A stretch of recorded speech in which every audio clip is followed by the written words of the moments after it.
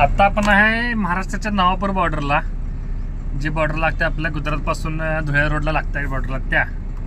आणि आता इथे कमीत कमी अर्धा तास झाला आपण थांबलेला आहे. आणि महत्त्वाचं म्हणजे 15 मे 2025 पासून आपल्या महाराष्ट्राच्या सगळ्या बॉर्डर बंद होणार उद्या. पण बॉर्डर कुठलीच बंद झालं नाही आहे. गोवा बॉर्डर पण चालू आहे, परत महाराष्ट्र बॉर्डर पण चालू आहे. आणि आधी महत्त्वाचे म्हणजे मुंबईपासून गुजरात रोडची, सुरत रोडची जी बॉर्डर आहे, तलासरी बॉर्डर, ती तर एवढी जाम लागते तिथं. कमीत कमी 4 तास 5 तास मोडते, तरी पण त्याच बॉर्डर बंद नाही आहे.